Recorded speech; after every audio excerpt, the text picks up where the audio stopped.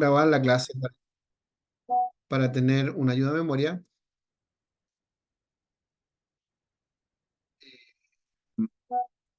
Como les decía, de acuerdo a lo que yo visualizo, una complejidad no menor, nos vamos a introducir de forma ya muy concreta a lo que es la teología de la niñez. Desde, porque para llegar a una pastoral, a definir una pastoral infantil, hay que conocer teología de la niñez y para eso nos vamos a sumergir en cómo se origina, cómo se gesta la teología de la niñez, que tiene orígenes comunes a otras teologías modernas que hoy día se estudian, que hoy día se están desarrollando, eh, porque tienen un origen común, así que vamos a hablar de ese origen, de cómo se gesta, cómo se origina la teología de la niñez. Vamos a hablar de nuevos sujetos teológicos, nuevas miradas de la teología.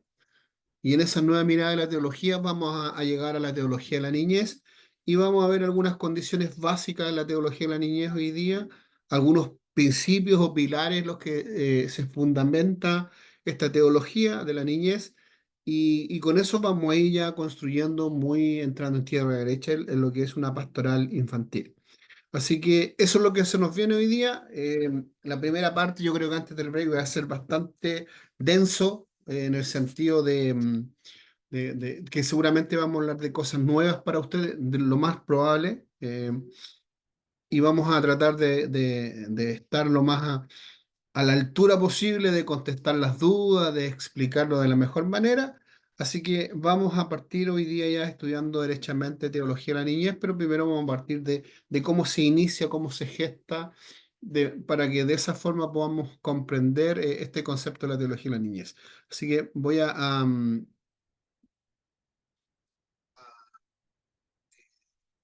pantalla, pero un momentito, tengo muchas cosas abiertas, así que voy a cerrar algunas. Eso me hace que las cosas se vuelvan más complejas. Ahí debería ser ya. Vamos. ¿Alguien si me hace un dedito hacia arriba para señalarme que está viendo la diapositiva, que la estoy proyectando bien? ¿Sí? ¿Se ve la diapositiva? Sí, la hermana Carolina me dice que sí. Hoy, Sí, hermano, Igual. perfecto, gracias. Ok, vamos a comenzar.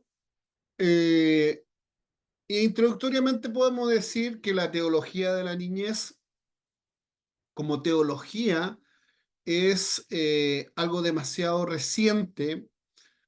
La teología seria, formal, no digo que esta no sea una teología seria ni formal, pero la teología más académica no le daba un gran valor. De hecho, ni siquiera se veía esta posibilidad como una teología, la teología de la niñez. Entonces es un área bastante nueva de la teología lleva un par de décadas donde se está haciendo los primeros estudios, los primeros escritos. Hay muy pocos textos que hablan de teología de la niñez, eh, principalmente porque la teología tuvo un tiempo importante, muy amplio de desarrollo, en donde, como yo algo le anticipé en la clase pasada, se focalizó en estudiar, en analizar las teologías sistemáticas, las grandes verdades de la fe y de la divinidad. Entonces, una teología de la niñez para ese mundo, para ese desarrollo teológico, quizá era poco importante.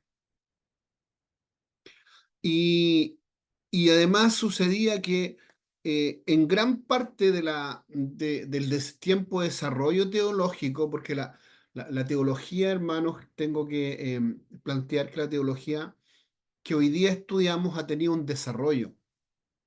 La teología no surge o, o no aborda las problemáticas ni tiene el desarrollo que tiene hoy día en la actualidad. De hecho, cuando uno estudia historia de la teología, tiene que ver distintas etapas de la teología, de la historia de la teología, Está la teología apostólica, por ejemplo, la de los apóstoles, la de los primeros Hay que prender discípulos, la cámara. los primeros siglos. Y esa teología era una teología más sencilla, básicamente porque las personas a las que apuntaba, situémonos, por ejemplo, un momento en, en el día de Pentecostés, primavera del año 33, los discípulos Jesús ha muerto, ha resucitado, después de 40 días, dicen los textos bíblicos, se apareció a distintas personas y luego asciende al cielo. Los discípulos, en espera de una promesa que el propio Jesús antes de ascender les dio, están los discípulos más otras personas, los 120 en un aposento alto en Pentecostés, orando, esperando la promesa de Dios, y desde ahí se inicia la iglesia. Pero esa iglesia, la iglesia apostólica, la iglesia que está en el libro de Hechos, los apóstoles, hermano Leonardo, ¿de qué origen, digamos, étnico y religioso eran? De acuerdo a lo que usted conoce. ¿Cuál era su etnia y su religión de la iglesia del tiempo de los apóstoles, la iglesia que describe el libro de Hechos, los apóstoles? Bueno, en ese tiempo aquellos hombres eran, la mayoría, si no todos, eran judíos. Eh, Efectivamente. Eran en este caso, del linaje del pueblo hebreo escogido por Dios, y se guiaban en este caso por la Torá. Esa era su Biblia por la cual ellos se guiaban en aquel entonces. Ok, hermano, disculpa, aprovechando que tiene el micrófono abierto. ¿Y cuál era la percepción que tenían los cristianos del primer siglo, la iglesia que estaba en Jerusalén, respecto a que el evangelio de Jesucristo que ellos habían recibido, respecto al evangelio de Jesucristo, cuál era la percepción que tenían los discípulos, los apóstoles, los miembros de la iglesia del primer siglo en Jerusalén respecto a que personas no judías recibieran a Cristo, recibieran el evangelio de Jesús? ¿Cuál es la percepción que ellos tenían? Eh, Como que ellos estaban en desacuerdo, como que ellos pensaban que solamente ellos eran los escogidos por Dios. Efectivamente, y también hay que considerar que había, estoy contextualizando un poquito, considerar que también había una mirada o una comprensión de los judíos que el resto del mundo se podía salvar, pero haciéndose judío, lo que se llamaba los prosélitos, las personas que aceptaban la ley judía y dentro de eso se circuncidaban. O sea, gente de sangre no judía, los prosélitos eran gente de sangre no judía que se hacían judíos por convicción. Entonces, de alguna manera, esa era la convicción que tenían o la cosmovisión que tenían los miembros de la iglesia en Jerusalén. De hecho, ustedes saben, el libro de Hechos de los Apóstoles habla acerca de un concilio que ocurre en Jerusalén, el primer concilio, en donde luego de que Pablo y Bernabé echan a andar su primer viaje misionero, pero ese primer viaje misionero de Pablo y Bernabé por Asia Menor y parte de Macedonia, de estos dos continentes, Asia Menor y Macedonia, reciben a Cristo mucha gente no judía, principalmente gente con una cosmovisión greco-romana. Entonces, de alguna manera comienzan a sumarse a la iglesia personas con otras cosmovisiones. Y estaba la comprensión de los hermanos de la iglesia cristiana en Jerusalén que esas personas debían hacerse judíos, debían proselitarse, los prosélitos que se llamaban. En el judaísmo se hablaba de los prosélitos. De hecho, van a encontrar muchos textos bíblicos de hablar de algunos prosélitos, que eran gente no judía, gente de sangre no judía, pero que se habían hecho judíos observando toda la ley judía. Entonces, de alguna forma, ¿qué quiero decir con esto? Que la iglesia en los primeros siglos era principalmente, como bien el hermano Leonardo describe, judíos. Por lo tanto, su comprensión y su cosmovisión, su forma de ver la vida, era la forma de la tenía un judío. Por lo tanto, no había una variedad doctrinal, cultural muy amplia. Y además, geográficamente, la iglesia estaba centrada principalmente en Jerusalén. Luego, después de la muerte de Esteban y con el movimiento que genera Saulo de Tarso al perseguir la iglesia, comienzan los cristianos a huir de Jerusalén y vemos a Felipe predicando en las ciudades costeras de Palestina, ciudades más paganas, menos judías, y algunos llegan a Antioquía, en donde se establece una iglesia, y de Antioquía después se libera o se envía a Pablo y a Bernabé a un trabajo misionero, a predicar el Evangelio de Jesucristo a otras latitudes, y ellos predican en Asia Menor y en Macedonia. Y comienzan a establecerse nuevas comunidades cristianas. Entonces, de alguna forma, lo que quiero decir que el primer siglo, la teología era sencilla. La teología no se vio enfrentada a grandes, digamos, controversias o grandes situaciones, por lo tanto, la teología era sencilla, era una teología más simple. Y no es la teología que hoy día tenemos, en el sentido porque no estaban las preguntas ni las interrogantes que hoy día tenemos. Y así va avanzando la teología. Entonces la teología del tiempo de los apóstoles, la teología de la apostólica era distinta. No es que es otra fe, no es que haya otra fe, sino que surgen después en el tiempo algunos cuestionamientos a la fe cristiana, a la doctrina. Y se va desarrollando lo que se llama la ortodoxia. No sé si hemos hablado de esa palabra ortodoxia. La ortodoxia se desarrolló en varios siglos, ¿ah? No es que la ortodoxia se crea desde un momento a otro, sino que la ortodoxia se va desarrollando en la medida que la iglesia se ve enfrentada principalmente a herejías, a malas interpretaciones de la verdad y de los fundamentos del evangelio, y la iglesia se ve obligada a desarrollar la doctrina, a elaborar la doctrina para resolver esos, digamos, esas herejías o por lo menos contrarrestar esas herejías, y la iglesia se ve en el tiempo obligada a ir desarrollando lo que se llama la ortodoxia. Y la palabra ortodoxia es una palabra técnica que se usa en teología. Viene del griego ortos, que significa recto o correcto, y doxia, que tiene que ver con doctrina. Entonces, la doctrina que la iglesia consideraba correcta. Entonces, el desarrollo de la ortodoxia tomó varios siglos. Por lo tanto, en el tiempo, a través de estos 2000, más de 2000 años de iglesia cristiana, la doctrina ha ido desarrollándose, ha ido depurándose, ha ido ampliando sus miradas. Entonces, hubo un periodo de la historia, sobre todo a fines de la Edad Media, a principios del Renacimiento.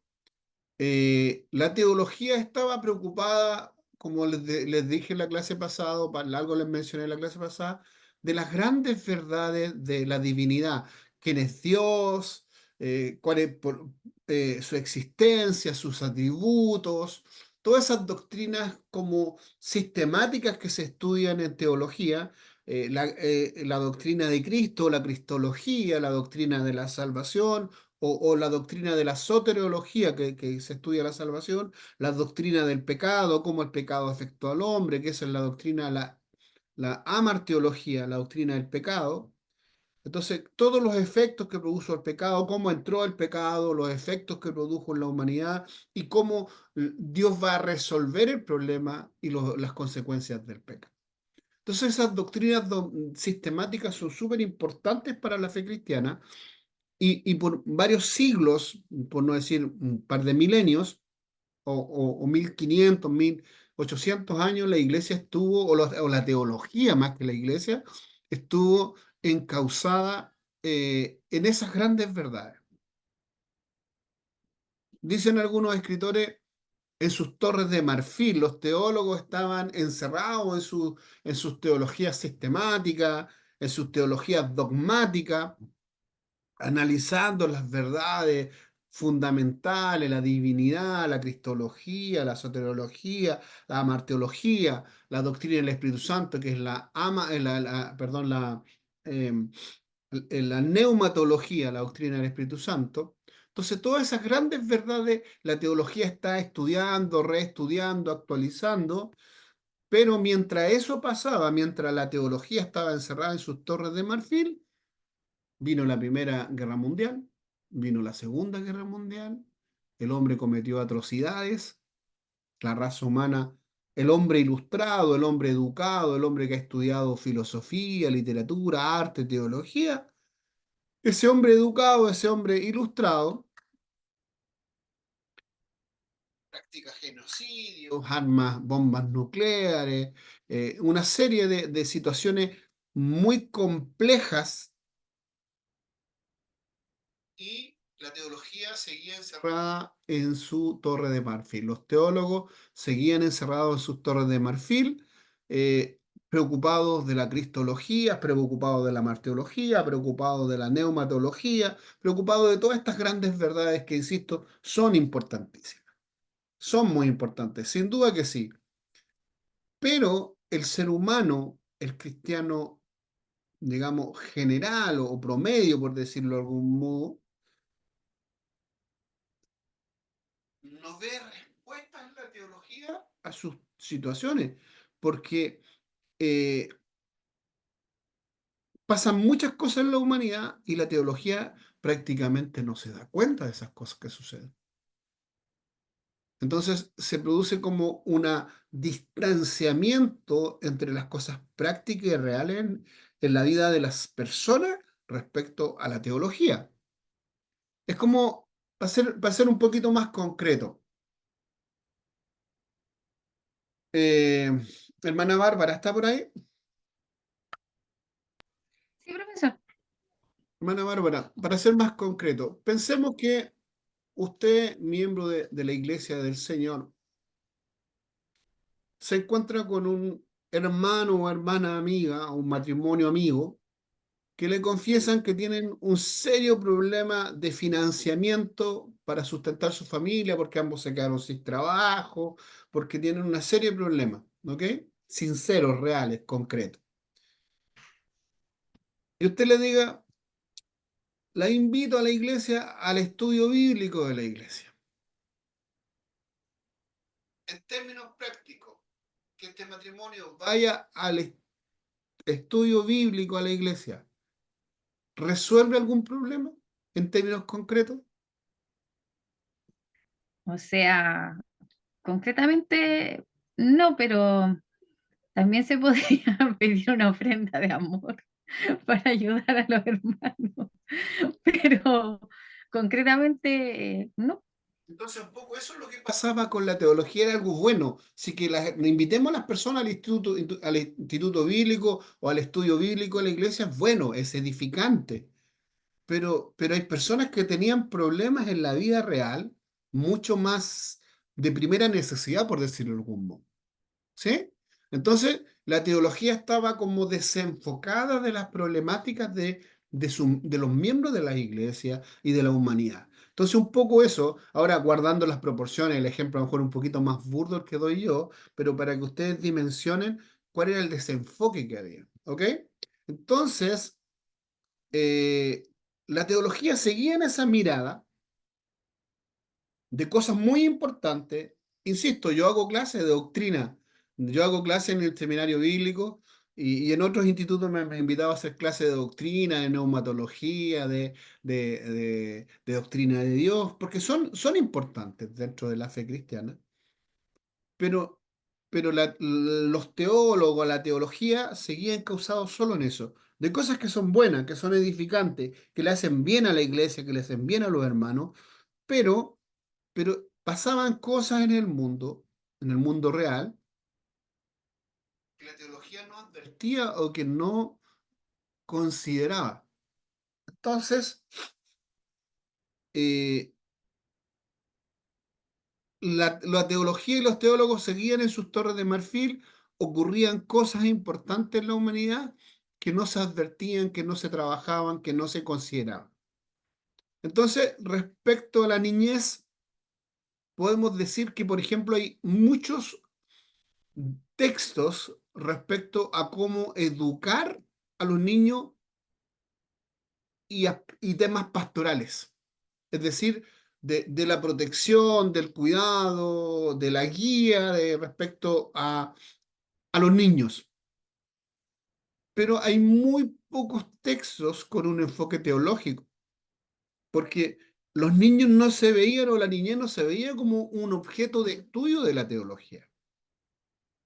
Y de ahí que el escritor de este libro, que yo le encuentro aquí su portada, de este libro, Teología con rostro de niñez, que yo les compartí el PDF de Harold Segura, de ahí que Harold Segura en su texto diga, casi haciendo un juego de palabras, ¿ah? Muy hábilmente, él dice, en función de eso, dice que la teología de la niñez es una teología en pañales, es decir, que tiene poco desarrollo. Porque la teología bíblica sistemática, los teólogos, los grandes teólogos, llevan siglos, décadas eh, concentrados en estos grandes temas dogmáticos y estos grandes temas sistemáticos. Pero los problemas concretos de los seres humanos no son tan, o no eran tan relevantes para la teología. ¿Ok? Entonces, eso es lo que yo quiero que consideremos. Ahora, con esto no digo que ni una u otra sean equívocas, sino que la teología tenía un enfoque más hacia lo abstracto, hacia el mundo de las ideas. Ahora, tengo que sincerar que las ideas son importantes. En la medida que cada uno de nosotros tengamos una mejor comprensión de Cristo, vamos a ser mejores seguidores de Cristo. Dicen algunos teólogos, y yo estoy muy de acuerdo con eso, hablo ya a título personal, que las ideas producen acciones. O sea, lo que está aquí en mi cabeza, en un momento dado baja mi corazón y se traducen en actos, ¿cierto? Entonces, el mundo de la idea no es que no tenga valor, sí tiene valor, pero la teología estaba muy encauzada en lo abstracto, solo en ideas, pero ideas a veces muy abstractas, por lo menos en una gran parte del tiempo, o varias décadas. Entonces, la teología, habían temas concretos en la humanidad, sucedieron cosas en la humanidad que la teología no advirtió o la cual eh, no se refirió. ¿Ok? Lo que los teólogos trabajaron y la teología trabajaron por mucho tiempo fueron las doctrinas y los dogmas. Entonces, los estudios académicos serios de teología se enfocaron en la doctrina y en la teología sistemática y dogmática. Es decir, fueron a corroborar los dogmas, las tradiciones de la iglesia y las grandes fuentes de información y los grandes objetos teológicos por mucho tiempo fueron la tradición de la iglesia y la Sagrada Escritura. Las doctrinas y los dogmas. Entonces, el desarrollo histórico de la teología efectivamente fue evolucionando, la teología fue desarrollándose. eh, se fue concretando el concepto de la Trinidad, la doctrina de Cristo, la doctrina de la salvación, esos grandes temas, la escatología tiene que ver con los tiempos del fin o los tiempos después del fin, o los tiempos finales, perdón. Entonces, esos fueron los grandes temas que captaron la atención de los grandes teólogos y la teología académica.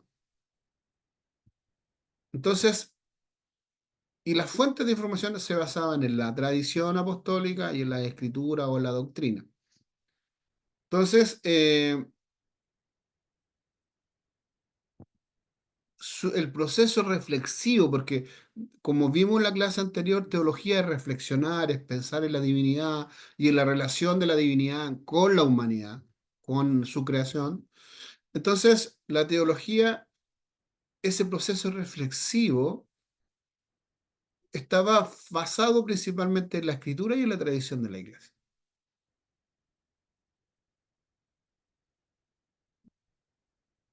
Y, y ese eran los grandes focos de la teología por muchos siglos, yo diría hasta mediados del siglo XIX, hasta mediados del siglo XX, perdón.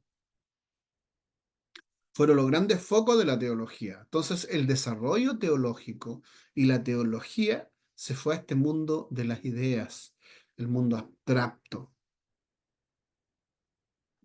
Entonces, surge, ahora, esto fue un desarrollo, pero quien marca un hito es este señor.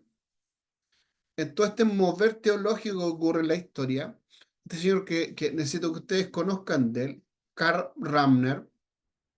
Karl Rahner, él es un teólogo del siglo XX que continúa los trabajos de otros teólogos y él desarrolla o elabora una nueva comprensión de la teología. Y él introduce un concepto que vino a revolucionar la forma de hacer teología. Karl Rahner, teólogo del siglo XX, específicamente nace en 1904 y muere en 1984. Él, Karl Rahner, es un teólogo eh, europeo y él introduce lo que se llama, o se le llamó luego, el giro antropológico de la teología. El nombre técnico podría sonar complicado, pero ustedes tienen que empezar a familiarizarse con este concepto, el giro antropológico de la teología. Karl Rahner, él está convencido que la teología o que el objetivo de la teología no debiera ser solo sistematizar la teología y los conocimientos o los conocimientos de la fe de la teología. Él piensa que la teología debe estar al servicio de los seres humanos y que debiera abordar los asuntos diarios, cotidianos de las personas. Él comienza a elaborar este concepto de que la teología debe estar al servicio de los seres humanos y debe abordar las problemáticas concretas de los seres humanos.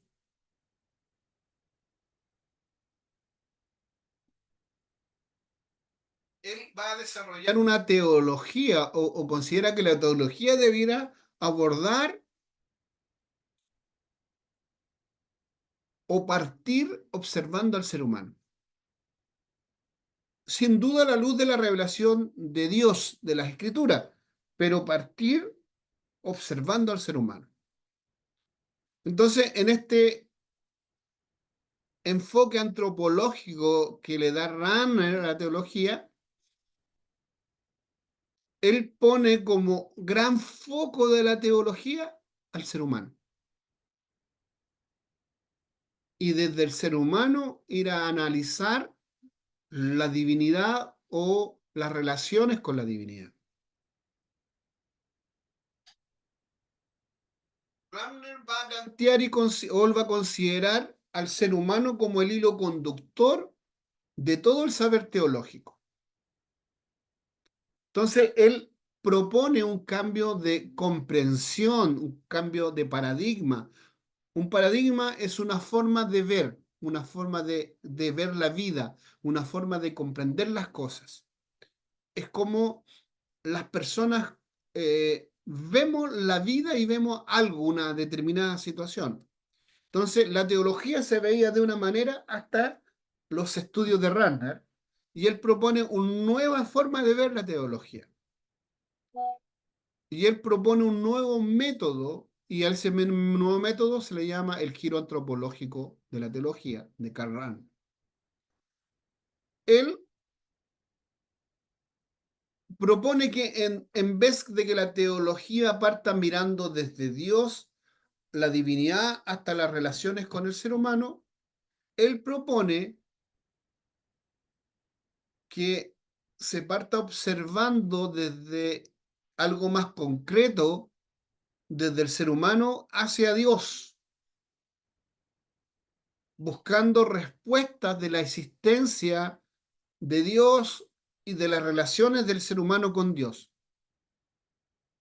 Entonces, Ramner propone una teología ascendente, que parta mirando al hombre y desde el hombre llegando a la referencia de Dios. Y la teología de ahí hacia atrás era descendente, es decir, el foco era Dios, y desde Dios comenzaba a observarse la relación de Dios con la humanidad. Entonces él propone un cambio de enfoque, una teología ascendente, de abajo hacia arriba, no de arriba hacia abajo. Entonces Rahner va a considerar que la vida cotidiana del ser humano, la vida real, concreta del ser humano, tiene destellos del espíritu, tiene destellos de Dios, porque el hombre fue creado a imagen y semejanza de Dios. Entonces, a partir de lo humano, se puede llegar a la comprensión de Dios. Entonces, la propuesta de Rahner no es una nueva teología, sino un nuevo modo de hacer la teología. Entonces, no es una nueva teología, es una nueva forma de hacer teología, una nueva forma de ver la teología. Entonces, la propuesta de Rahner, de Karl Rahner, va a llevarnos a considerar que las situaciones humanas se transformen en un lugar teológico, un lugar donde los teólogos observen y el ser humano se vuelva un sujeto teológico.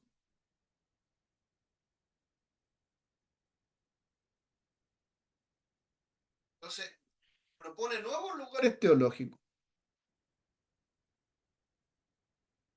Y es así como otros escritores que tuvieron acceso a lo que enseña Rahner, algunos fueron sus alumnos en la universidad,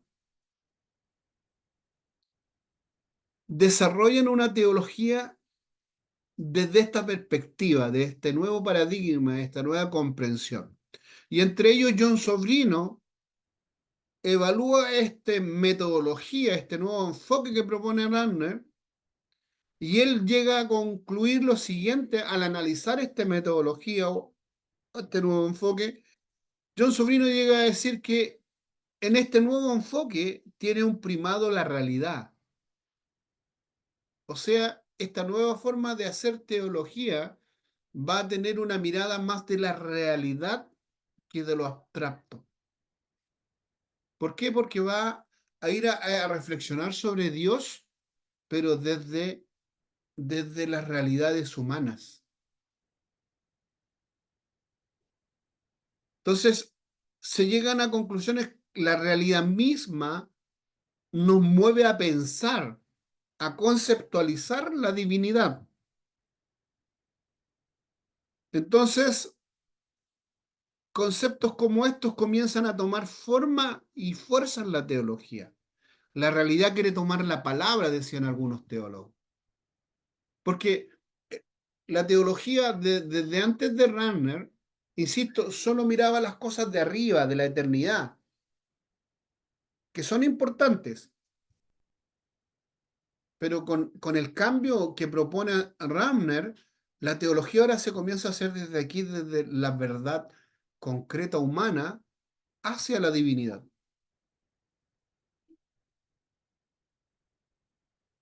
Entonces, la realidad quiere tomar la palabra, decía Rahner.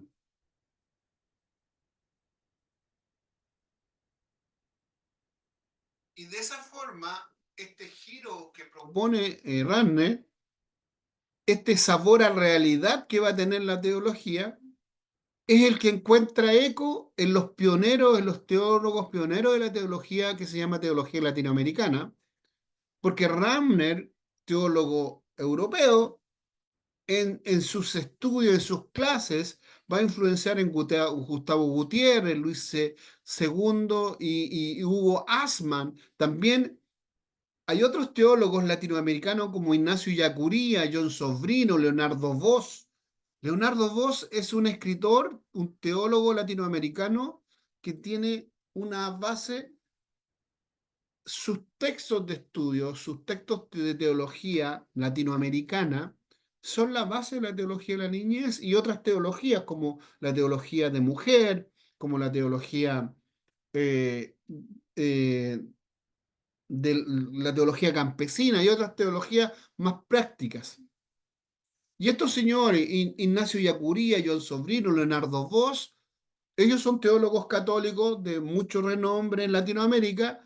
Ellos van a estudiar con Karl Rahner en Múnich y en otras universidades, y ellos van a tomar los elementos que va a plantear Rahner en su nuevo enfoque de la teología. Y surgen de ahí los tres momentos de la teología latinoamericana: el ver, el juzgar y el actuar. La teología latinoamericana trabaja principalmente tres grandes momentos: ver, juzgar y actuar. ¿Ver en qué sentido? Ver la realidad, observar la realidad humana para hacer teología. Luego de observar una realidad humana, juzgar, es decir, se procede al juicio histórico, social, bíblico y teológico de esa realidad humana. Y luego actuar, ¿en qué sentido? Una vez ya digerida esta realidad, comprendida, analizada, juzgada, evaluada por la teología, reflexionada, tomar compromisos prácticos de transformar la realidad que se observa o que sea evaluado. Entonces, en este nuevo, en este, digamos, en estos tres momentos que sugiere la teología latinoamericana, que surgen por este enfoque que da Karl Rahner a la teología y que toma oído en teólogos latinoamericanos como Ignacio Yacuría, John Sobrino, Leonardo Voss y otros teólogos latinoamericanos que aprenden con Rahner, comienza la teología latinoamericana a tomar una forma más real, más, más cerca de las personas, más en concreto de las personas. Miren, pregunto,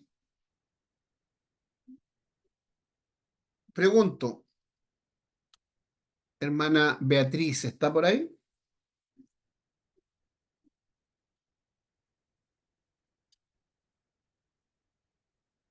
Hermana Beatriz,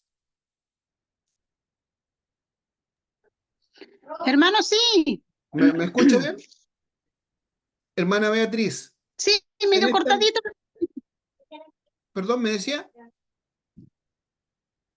Le escucho entre cortadito, pero sí ok, le escucho algo. en este nuevo enfoque que plantea Karl Rahner y que luego sus adeptos o sus discípulos, Ignacio Yacuría, John Sobrino, Leonardo Voss, estos teólogos latinoamericanos que desarrollan esta nueva, esta teología latinoamericana que es más práctica, que observa que ve realidades humanas, problemáticas humanas, que luego evalúa desde el punto de vista bíblico, teológico, esas realidades y finalmente desarrolla compromisos y formas de acciones concretas para ir digamos, en solución o en aplicación de esas realidades que observa. Pregunto, desde esa comprensión, ¿cree usted que la iglesia cristiana debiera desarrollar una teología de género? Y me explico qué es lo que es una teología de género, o qué le podemos llamar una teología de género. La iglesia debiera tener una comprensión de cómo eh, manejar, cómo entender, cómo direccionar, por ejemplo, la homosexualidad. Yo creo que hoy en día sí, pastor, porque se ve harto, hermano. O sencillamente agachamos la cabeza como la avestruz en un hoyo y nos hacemos los lesos como que esas realidades no pasan. Claro. Tenemos dos opciones, ¿cierto? Nos ocultamos Sí, sí, pastor. frente a una realidad concreta. Y con esto yo no estoy diciendo que la iglesia cristiana valide la homosexualidad, no estoy diciendo eso. Estoy diciendo que la iglesia se Ujú. sumerja a estudiar estas realidades y a sacar conclusiones Sí, y a manejar bien el tema.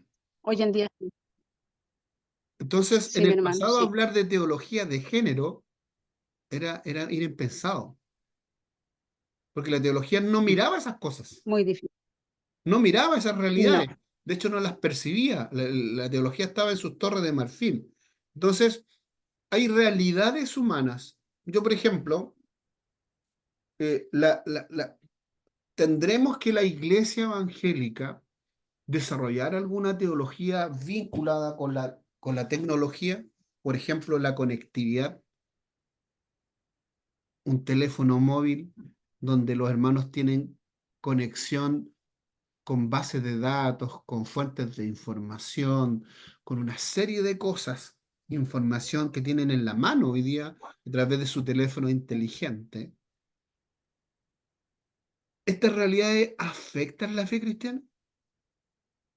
¿O las podrían afectar? ¿Qué creen ustedes? Esta ya es una pregunta más general, no solo para la hermana Beatriz.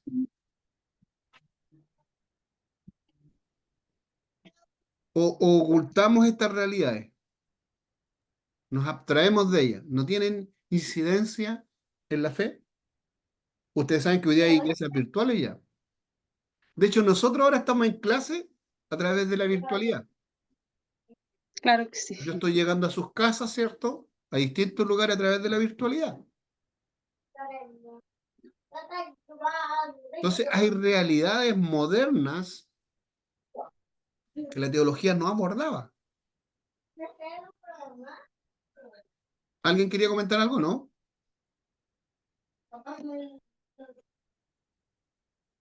¿No? Ok. Bueno, si no hay más, continuamos con las diapositivas. Entonces, yo les decía, volviendo con el contenido, yo les decía que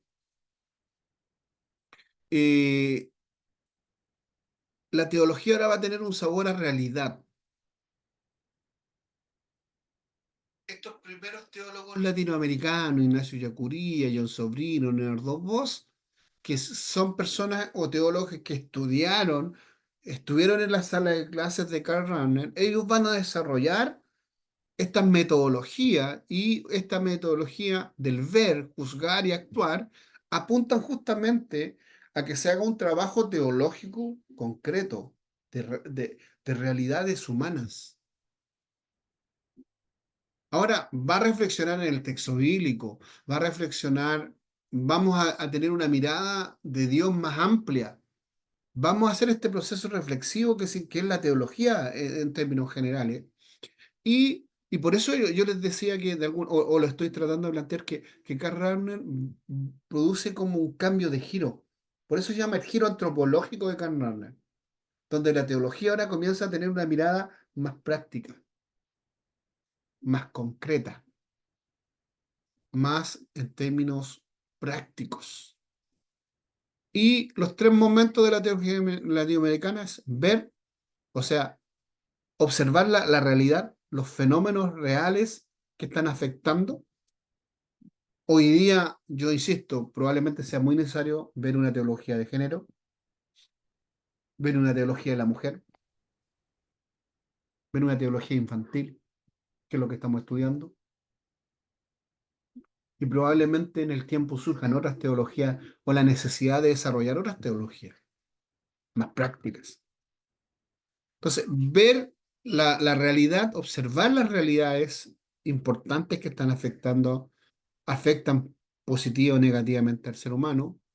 Luego, el juzgar, dice el segundo paso, juzgar, donde la idea es poder hacer una evaluación desde el punto de vista histórico, social, bíblico y teológico de este fenómeno, de esta realidad que se ha observado, sus implicancias, depurarla, entenderla, conocerla, dimensionarla, tener una evaluación, una conclusión de esa realidad y finalmente el actuar desde el punto de vista de tomar compromisos prácticos para transformar esa realidad.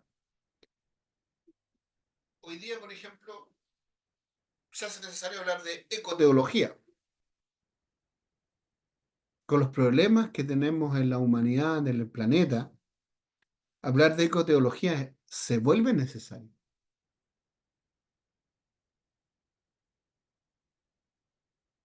Son realidades contemporáneas que generan o que han generado una serie de problemáticas. Entonces la teología, desde la mirada de Rahner y de estos teólogos latinoamericanos, va a tener un enfoque un poco más práctico, más real, más concreto.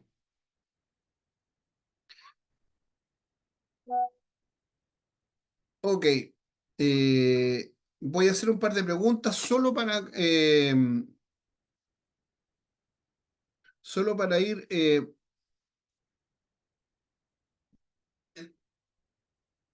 teniendo la retroalimentación, porque este concepto es súper importante. Hermana Dolia, la teología antes de el planteamiento de Karl Rahner, de este giro antropológico de Karl Rahner, ¿hacia dónde apuntaba? Antes de Karl Rahner, ¿hacia dónde apuntaba?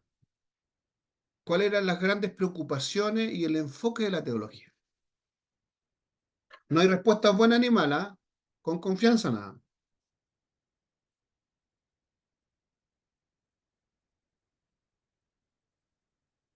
No le escuchamos,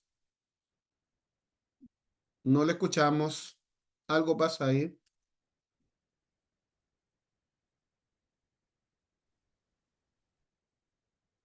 ¿Me escucha a mí? Ahora, Ahora le escuchamos. Adelante. Antes de Karl aló, Rahner, no, antes de este planteamiento, ¿hacia dónde ahí sí. apuntaba la teología? Sí, adelante. Ahí le escuchamos bien. eh, ya. Tener una, tener como un servicio a la humanidad, así, enfocándose para, no sé, Adelante, continúe, desarrolle la respuesta, nada más. Le escucho. me es difícil, Señor Jesucristo. No se preocupe, no se preocupe. Sigamos avanzando, nada. Vamos a ir Eh, construyendo en conjunto el conocimiento. que tener un servicio a la humanidad para tener para mí, como dice usted, valores, o estoy equivocada. Desarrolle su pregunta nomás, su respuesta, y yo vamos a tratar de ir depurando en la respuesta. Adelante, no se Ya. preocupe. Tener unos valores eh, unos valores profundos hacia, hacia teología, pero hacia las personas, hacia la humanidad, hacia nosotros, Ya, tener más confianza, más seguridad en cuanto a lo teológico. ok. Mire, creo que la respuesta no hay que ajustarla un poquito. ¿En qué sentido? Que mi pregunta era Ya, apuntaba a cómo veía la teología antes de Ramner.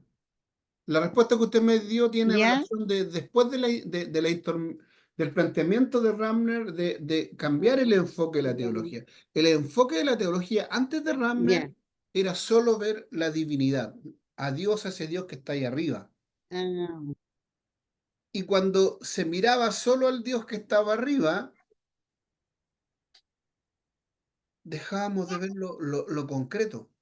Por eso yo les decía, o les comentaba que sí, los sí. teólogos, como estaban mirando la trascendencia de Dios, la grandeza de Dios, los atributos de Dios, que es súper importante eso, Ay, dejaban de ver los los problemas tributos. prácticos de la humanidad. ¿Ok? Ya, los atributos de Dios. Voy a O sea, anotar. veía la trascendencia, se Ya, enfocaba principalmente en las cosas de la divinidad, de la trascendencia de Dios, cuando digo divinidad. trascendencia, de esas cosas que nos cuesta explicar, que son como muy de las ideas, muy abstractas, no son tan concretas, porque alguien me podrá decir, yo se los preguntaba la semana pasada, ¿qué es la Trinidad? Y la Trinidad es un Concepto, concepto sí. que en la práctica, el Mm, único ser que yo conozca que vive en forma trino es Dios. es Dios, no hay otra persona. No hay otro ser que viva de esa forma. Entonces, estamos hablando de una característica única de Dios. Por lo tanto, eh, la mirada de la teología estaba focalizada en las cosas de la divinidad, en lo que está en la trascendencia y arriba, en la Sí, estratosfera. ¿Ok? ya, Pero en la ya, vida práctica en el planeta Tierra sucedían cosas. Y esas ya, cosas que estaban sucediendo en el planeta Tierra, en la vida de los seres humanos, la teología prácticamente no las veía. ¿Ok? Gracias, hermana Doria. ¿Ya? ya. Ahora, hermana Karen, ¿está por ahí? Hermana Karen.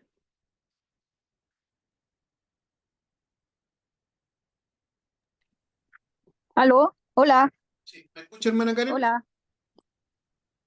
Sí, yo la escucho bien. Sí, sí, lo escucho. Hermana Ya. Karen, ok, nosotros hablamos del giro antropológico que produce Karl Rahner.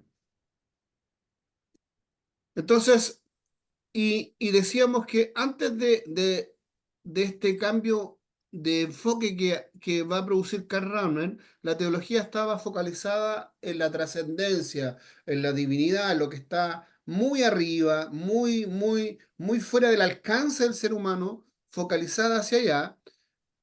¿Qué es el cambio antropológico que propone Rahner? ¿Cuál es el cambio concreto que ocurre en la mirada de la teología, de lo que usted logró captar? La pregunta, hermana Karen, va apuntada para evaluarme a mí, ¿ah? Va apuntada a evaluarme si yo lo logré explicar bien. No es para evaluarla a usted. Así que, por favor, su, su respuesta concreta o real, sin problemas. Mm, El cambio que propone Rahner, ¿hacia dónde cambia el enfoque de la teología?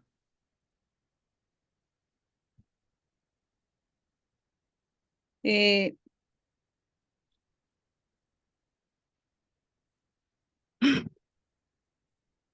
no sé, para centrarse más en el ser humano. Efectivamente, las cosas prácticas que le ocurren a la humanidad, al ser humano. Entonces, Ya. Karl Rahner propone ese cambio de enfoque, que la teología no solo vea las cosas trascendentes de la divinidad, sino que también vea las cosas concretas del ser humano, porque el ser humano de alguna manera tiene destellos de la divinidad. Entonces, y está conectado y comunicado con la divinidad, por lo tanto, al estudiar, al resolver, al comprender fenómenos, problemáticas concretas de la humanidad, en ese proceso reflexivo también va a llegar a comprender a Dios de una forma más amplia. ¿Sí? Sí, perfecto. Ok, gracias, hermana Karen. Muy amable. Eh, ok. ¿Alguna duda, pregunta hasta aquí? Mana Bárbara, ¿cómo vamos hasta aquí? ¿Se logra dimensionar este Bien, cambio de pero enfoque? me quedó una duda desde Sí, delante. adelante, adelante. Todas las dudas. Sí, me quedó una duda desde delante. No quiero Sí, explicarlo adelante. así. Cuando usted explicó sobre la palabra ortodoxa, no Ortodoxia. alcancé a notar bien lo que era la descomposición de la... Sí. Ortodoxia. La ortodoxia se Sí. desarrolló en el tiempo, no es algo que surgió de la noche a la mañana y es, la palabra orto viene del griego recto o correcto y doxia es doctrina. Entonces es lo que la Mm, iglesia consideró ujú. como la doctrina correcta. Ok, gracias, profesor. ¿Ok? Quiero aprovechar de la pregunta, mencionar algo. La iglesia desarrolló por muchos años o trabajó en la búsqueda de la ortodoxia, o sea, la doctrina correcta. Algunos teólogos, les comento lo que dicen algunos teólogos respecto a la ortodoxia. ¿Quién de nosotros tiene la capacidad cognitiva, la capacidad intelectual, la capacidad, estamos hablando de ser humano, ¿ah? No de la divinidad, del ser humano, de entender el texto bíblico a tal magnitud que llega a decir, hermanos, vénganse a mi iglesia, yo tengo la ortodoxia. Véngase a mi seminario bíblico. Aquí enseñamos la ortodoxia. Yo entiendo la ortodoxia, nosotros entendemos la ortodoxia. Algunos teólogos dicen eso es arrogante, porque el ser humano tiene límites cognitivos, tiene límites intelectuales. Entonces, esta búsqueda que la iglesia tuvo por siglos, por décadas, de la ortodoxia, de hecho, después surge la neortodoxia, la ortodoxia no fue suficiente. Después surge una neoortodoxia, una nueva ortodoxia. Entonces, el que alguien pretenda tener la verdad absoluta de la divinidad, alguien que entienda a cabalidad cómo es Dios, eso es soberbia. Soberbia en su máxima expresión. Todos tenemos límites. Todos los seres humanos tenemos límites para llegar a comprender la divinidad. ¿Qué opina de eso, hermana Bárbara?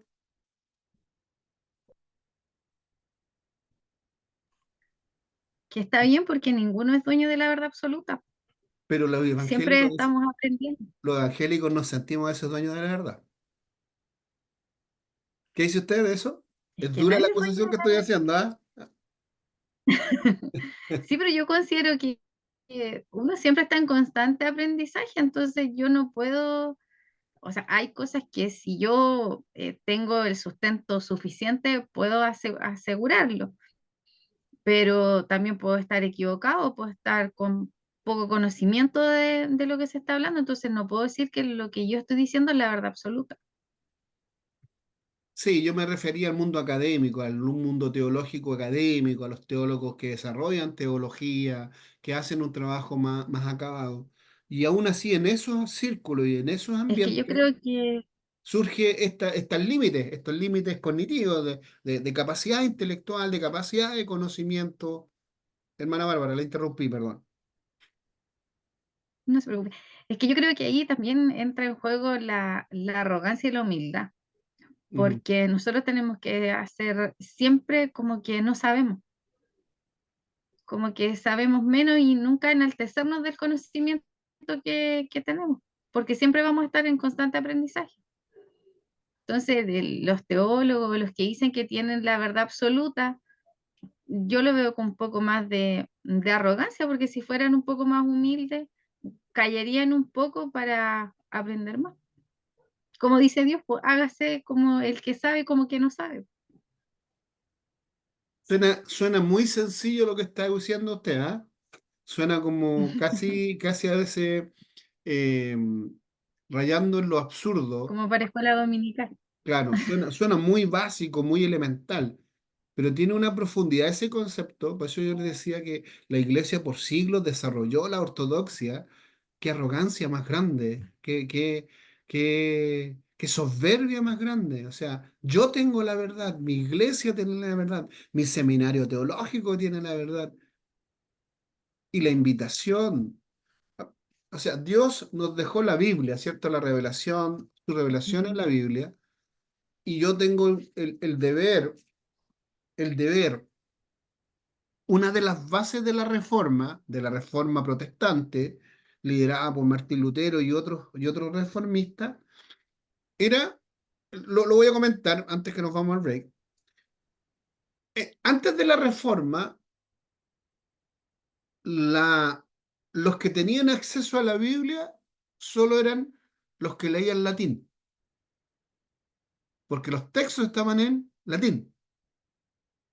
De hecho, la Biblia que se usaba en ese entonces era la Vulgata latina, y la gente no hablaba latín. De hecho, el sacerdote o el padre, el ministro de la iglesia, porque en ese tiempo no había ni iglesia católica ni protestante, era una sola iglesia, la iglesia universal de Cristo. eh, la misa se daba, o la homilía, la predicación, la lectura se hacía en latín, en el idioma vernáculo, en el idioma original en que estaba el texto, en latín. Pero la gente no hablaba latín. Entonces, y menos las personas tenían acceso a la Biblia. Entonces la gente no podía ni leer la Biblia ni tener acceso a la Biblia, que tenían que aceptar de Dios lo que el, el, el, el padre, el cura de la iglesia, les enseñaba de Dios. Esa era la realidad en la Edad Media, desde el Es que año... muchas veces a lo mejor, hermano, no era lo que Dios estaba entregando, era lo que ellos querían entregar para su propia conveniencia, porque como no De, entendían. de hecho, es así. Hubo un periodo de la historia donde se desarrollaron lo que se llamó los fraudes píos, que la Iglesia Católica defraudó a varios seres humanos, a varias personas, eh, con una intención de sacar una cierta ventaja, normalmente ventaja económica, ¿no?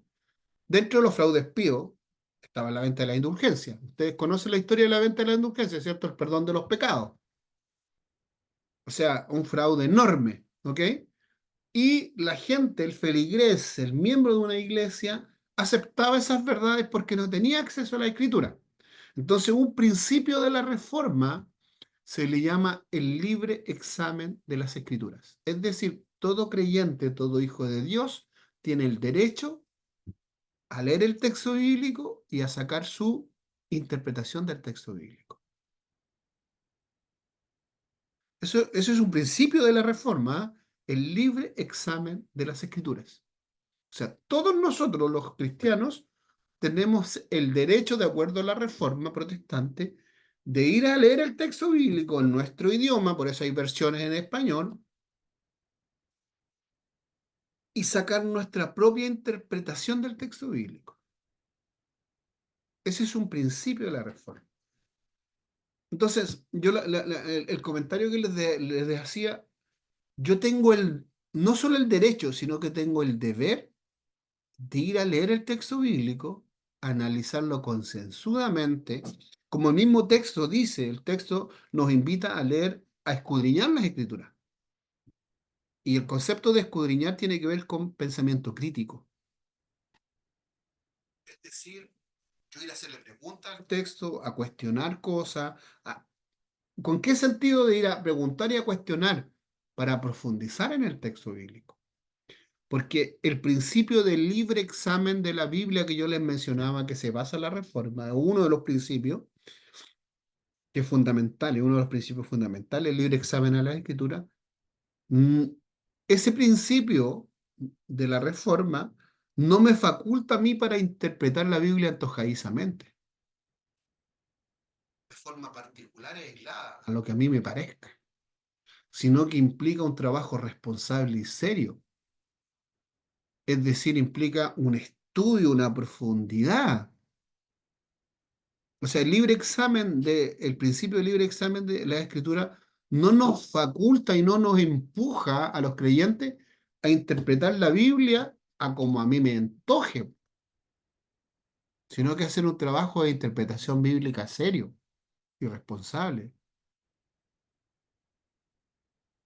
¿Sí?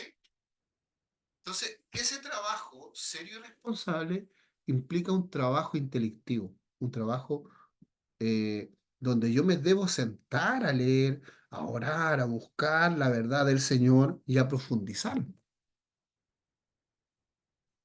Ver bien lo que estoy leyendo y a sacar conclusiones concretas y conclusiones que estén en sintonía con lo que el Espíritu Santo quiso revelarnos a través de la Escritura, no con interpretaciones mías antojadizas o el círculo de personas que me rodean quiere interpretar. O sea, es un trabajo, es un desarrollo, es un ejercicio, es un proceso. Por eso, este concepto de la ortodoxia creo que es saludable, pero debemos tener siempre presente que lo que hoy día entiendo de la escritura, mañana va a ser distinto.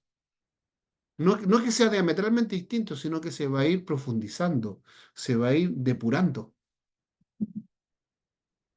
Yo, yo predico en la iglesia desde los 16 años. Hace ya varios años comencé a escribir todos los sermones y créanme que de cuando en cuando tomo mis sermones antiguos, los veo y me da pena ver los sermones antiguos. Y los tengo que reescribir, los tengo que refrescar. Y eso está bien que suceda. ¿Mm? Eso está bien que eso suceda, que se produzca un desarrollo, que se produzca un crecimiento, porque ese crecimiento y desarrollo es fruto de una búsqueda sincera, de conocer más de Dios, de conocer más a Dios. ¿Qué opinan de eso?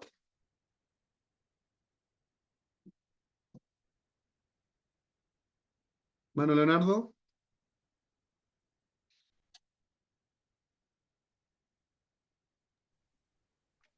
A ver, pastor, te dice, bueno, de lo último que esto, de lo último que estuvo comentando, ¿Sí? ¿Qué opina de eso? Su comentario personal. eh, o sea, claramente es necesario estudiar, eh, mm, introducirnos bien en el tema, introducirnos para así poder comprender más a Dios y, y nosotros ahora que hoy en día tenemos esta oportunidad de, de estudios, eh, podemos ir descubriendo nuevas verdades que nosotros a lo largo de los años nos hemos como guiado por lo que nos han enseñado y nos han dicho y por lo que hemos visto alrededor del mundo. Pero eso, como digo, es muy interesante y muy importante de seguir buscando, escudriñando más de Dios.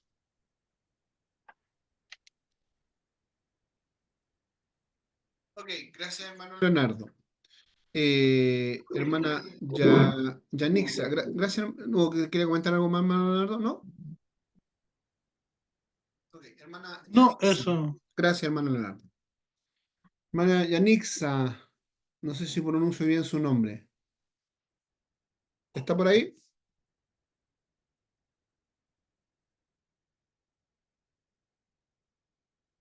Hermana Yanixa.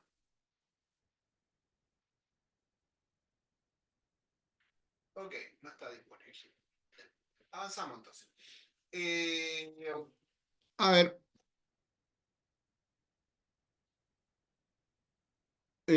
comparto. las diapositivas, denme un minuto para que continuemos.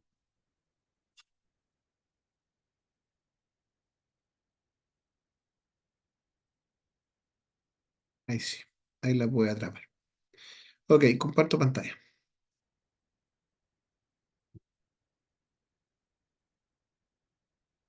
Bueno, veíamos o terminamos hablando acerca de los tres momentos de la teología latinoamericana, que este modelo de desarrollar la teología apunta a algo más práctico, a observar realidades humanas o problemáticas humanas, como decíamos, dimos por ejemplo antes con la hermana Beatriz, la teología de género respecto a cómo vincular o cómo entender la homosexualidad y la relación de estas nuevas corrientes que están afectando a la sociedad humana y que la iglesia esté preparada, entienda, sepa, desmenuce estas realidades.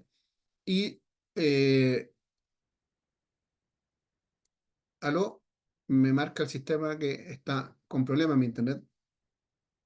¿Ok? Y como les decía, tiene un enfoque más práctico, a observar estas realidades, luego a evaluarlas o juzgarlas de acuerdo a un análisis histórico, social, bíblico y teológico para lograr entender este fenómeno, para poder llegar a sacar conclusiones y luego de tener todo este entendimiento y estas conclusiones, a desarrollar compromisos prácticos para transformar esa realidad que se ha observado y que se ha evaluado. Entonces, claro, esta metodología es más práctica.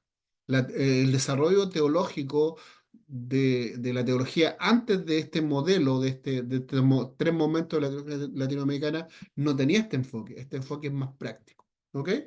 Eso es lo que quiero dejar claro. Bueno, este giro antropológico que propone Karl Rahner va a tener una aplicación en Latinoamérica. Entonces, hay una influencia de Europa, pero influye en estos teólogos que yo le mencioné, Ignacio Yecura, John Sobrino, Leonardo Bosch, y otros teólogos más latinoamericanos, y se va a producir varios aportes de estos teólogos a esta comprensión de Ramner, y de así surge estas teologías que se les llamaron teologías latinoamericanas porque se desarrollan bajo este prisma de estos teólogos latinoamericanos influenciados por el giro antropológico propuesto por Ramner. Entonces, y en Latinoamérica se comienzan ahora a tener nuevos objetos teológicos. Y uno de los objetos teológicos preferenciales que se comienzan a observar en Latinoamérica son los pobres. En Europa se le da una mirada a otras cosas, pero en Latinoamérica la teología comienza con estos nuevos modelos, con estos nuevos enfoques, comienza a ver todo, a preocuparse de las injusticias y la teología comienza a mirar estas desigualdades o a proponer modelos más igualitarios, más de justicia, más de paz, que transformen la sociedad latinoamericana. Entonces, el lenguaje teológico ya ahora no está tan encauzado en las ideas metafísicas. Alguien que por favor me ayude y busque una definición de metafísica. ¿Qué es lo que es la metafísica? Para que comentemos este concepto, porque si yo les voy a hablar de que el lenguaje teológico aquí en Latinoamérica, en esta nueva teología, ya no tiene tanta referencia con los temas metafísicos, debemos entender que lo que es la metafísica. ¿Alguien puede buscar, por favor, la definición de metafísica en algún diccionario? Que la lea. ¿Qué es lo que es la metafísica? Prof- ¿Sí? Profesor, ¿Mana Karen? la metafísica, ¿Sí? sí, como ciencia filosófica con rigor lógico que va más allá de lo físico, es el estudio de las causas y los orígenes. Ok, va más allá de lo físico. Entonces, la metafísica es una línea de la filosofía que estudia lo que está más allá de la física, o sea, los principios, los conceptos, los fundamentos, las ideas, lo abstracto, ¿ok? La metafísica tiene que ver, no observa fenómenos La- físicos. ¿Perdón, hermana Karen? Dice que No- estudia la realidad a través de la razón. Exacto, a través de la razón, de la lógica, de la conceptualización, pero no, eh, no de fenómenos físicos, no de cosas concretas. Entonces, la teología ahora, porque la teología anglosajona, la teología sistemática, la teología antes de la propuesta de Ramner, la teología era metafísica. Se preocupaba de estos temas conceptuales, de los principios, del origen. Por ejemplo, una de las cosas que siempre se preocupó la filosofía y la teología, del arjé, del origen de todas las cosas. Entonces, eso es metafísico. Esos son ideas, conceptos abstractos. Entonces, la teología en el pasado, desde el siglo XX hacia atrás, se preocupó de temas metafísicos. Porque díganme, a ver, eh, que Cristo se humanizó y que el verbo se hizo carne, ¿esos conceptos son físicos o son metafísicos? Son conceptos metafísicos, son conceptuales. Son la comprensión de algo, ¿cierto? Pero el concepto, lo conceptual, lo abstracto. Entonces, la teología en el pasado tenía un enfoque metafísico de los temas que van más allá de lo físico. Entonces, la teología latinoamericana ahora ya no tiene esa referencia metafísica, se preocupa más por lo concreto. Entonces, ya no se enfoca tanto en lo dogmático, en lo abstracto, sino que se enfoca más en lo concreto. Y de ahí que algunos dicen que la teología latinoamericana es menos ortodoxia y más ortopraxis. Hermana Bárbara, ¿qué sería ortopraxis siguiendo esta lógica de la ortodoxia? Si decimos que la teología latinoamericana es menos ortodoxia y más ortopraxis. Lógica nada más, a ver, ¿qué significaría la ortopraxis? Que es más práctica. Una teología que más es práctica. como menos letra y más práctica. Exacto.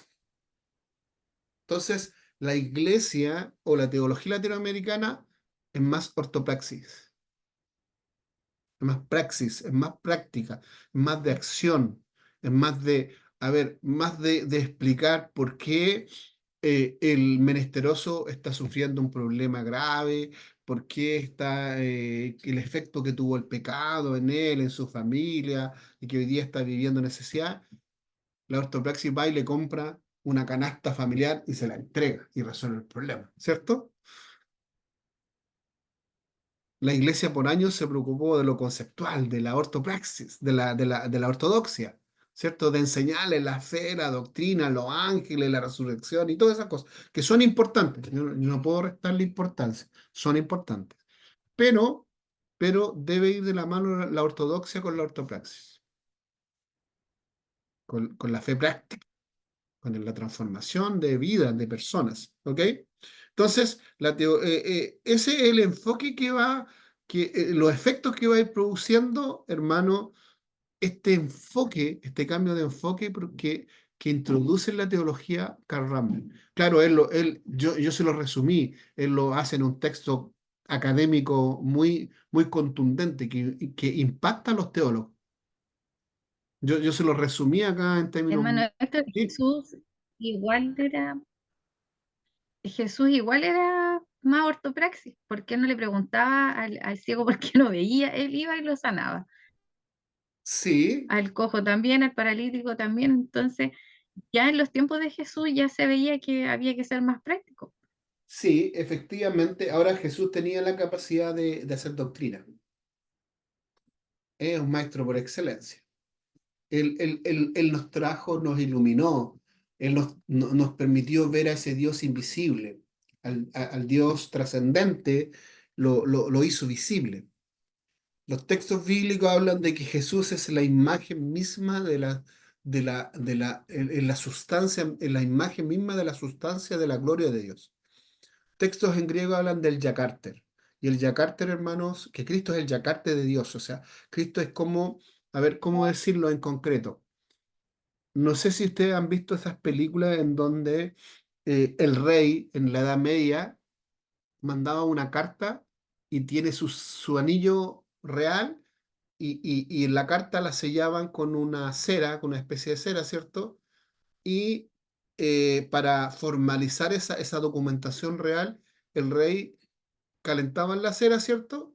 Y el rey ponía su sello, su anillo de sello real, y se traspasaba la imagen del anillo a la cera, ¿sí? Ese es el Yacarter. Ese concepto es el que Jesús viene a reflejarnos la imagen de Dios en términos entendibles para nosotros. Entonces Jesús viene a expresar la gloria de Dios en términos entendibles por la humanidad, porque Él se humanizó. Entonces Jesús, si bien es cierto, como está bien planteando la hermana Bárbara, la ortopraxia era todo el rato con Jesús,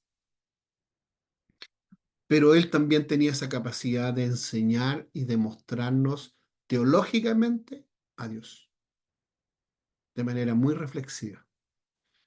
Eso, nos tomamos un break, son las 21 horas, ¿les parece? ¿Quieren descansar un ratito? La clase ha sido intensa, yo sé que ha sido intensa hoy día. Hemos hablado de varios conceptos muy profundos que tengo que admitir que varios alumnos aventajados de teología les cuesta entender. Yo sé que sí, porque hago clases de teología. Entonces, y yo se lo resumí en 1 hora y media. Espero, por lo que fui captando, los conceptos se han ido comprendiendo, ¿ok? Así que vamos a descansar un momentito, nos vamos a tomar un café o a descansar un minuto, son las 21 horas, volvemos a las 21 con 15 minutos. ¿Les parece? ¿Ok? Yo voy a pausar la grabación